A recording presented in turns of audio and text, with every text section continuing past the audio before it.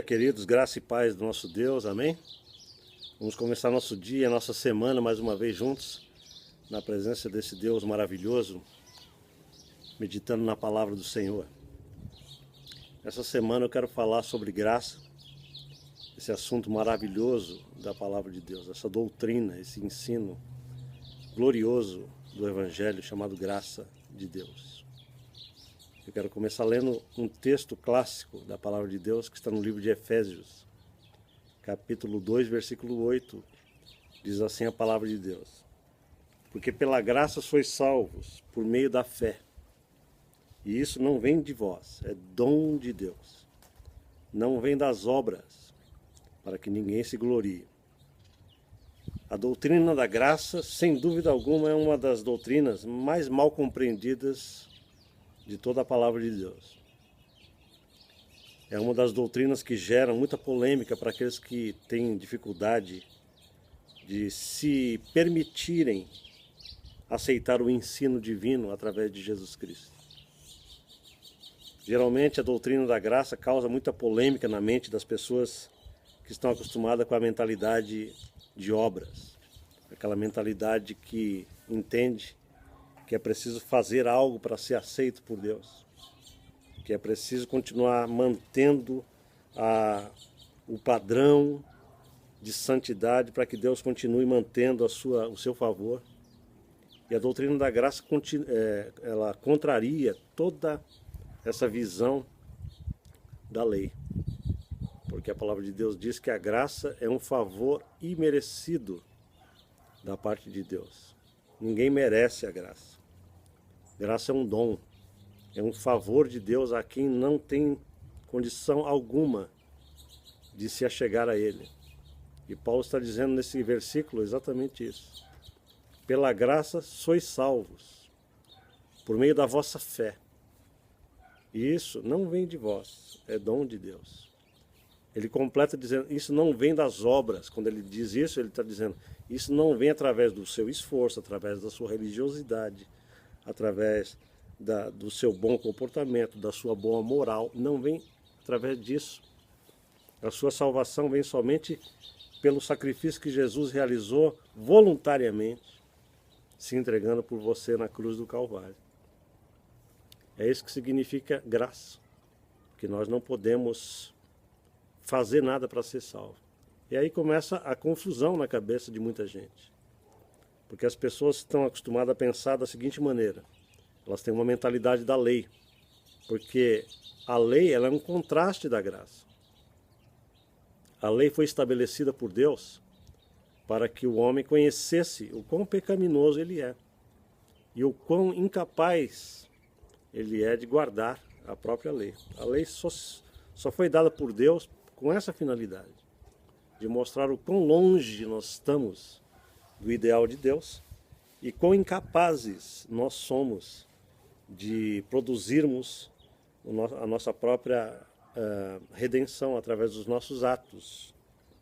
A lei não foi dada para outra razão. Então não adianta idolatrar a lei e dizer, não, a lei de Deus é maravilhosa e portanto nós vamos ser salvos guardando os 10 mandamentos, porque isso não é verdade, não é essa a verdade divina. Então as pessoas que têm essa mentalidade desconhecem toda a revelação do Novo Testamento. O Novo Testamento inteiro fala de uma outra realidade, que não é a lei moral, não é a lei de Deus que nos traz salvação. Porque a lei de Deus, ela serve para trazer o conhecimento do pecado. A lei de Deus nos mostra quão impotentes nós somos, mas ela não capacita a nossa vida para que a gente possa estar à altura dela. Pelo contrário, ela nos condena. Portanto, a lei não foi dada por Deus para que a gente tivesse uma relação com ela de justificação. Nós não podemos ser justificados tentando guardar os 10 mandamentos, a lei moral e todas as leis do Antigo Testamento. Pelo contrário, Deus trouxe um outro paradigma. O que é paradigma? É uma outra visão, absolutamente diferente daquilo que era a lei. Através de Jesus, Deus trouxe a graça. O que é a graça? A graça é a capacitação que Deus nos dá de sermos salvos totalmente por Ele, independente de qualquer obra que nós fizemos ou que nós façamos no futuro.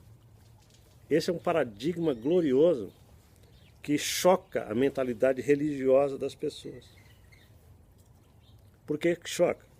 Por causa disso, porque a religião, ela impõe a performance. Toda religiosidade impõe que você tenha que fazer algo para merecer o favor divino. E Paulo e o Novo Testamento e os apóstolos chegam com essa doutrina preciosíssima do Novo Testamento, dizendo não, você não pode fazer nada para merecer o favor divino. Jesus pagou o preço por você e você agora está livre dessa mentalidade de performance. E vocês vão observar no decorrer dessa semana o quanto que a mentalidade da graça choca com a mentalidade da lei. Nós vamos observar que se a pessoa tiver uma mentalidade da lei, ela vai ficar se questionando mais. Como é que nós vamos viver em pecado então, já que nós estamos perdoados de uma vez por todas? Essa mentalidade é uma mentalidade que não compreende a profundidade da graça. Nós vamos verificar isso ao longo dessa semana.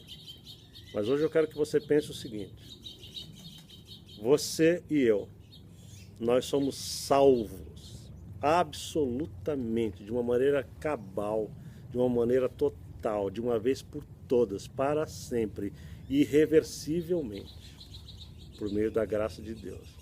Quando eu começo a pregar isso, eu já estou ouvindo um monte de vozes, né? Porque esses vídeos vão para o YouTube e pode ser que esses vídeos encontrem pessoas que estão tão viciadas na mentalidade religiosa e a mentalidade da lei, que elas vão falar assim: lá se vem mais um pregador desses que pregam que nós somos salvos de uma vez por todas e que, portanto, cada um pode fazer o que quiser.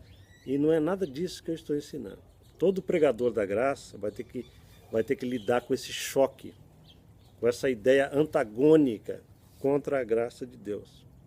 Porque a doutrina da graça é uma das coisas mais mal compreendidas na igreja cristã.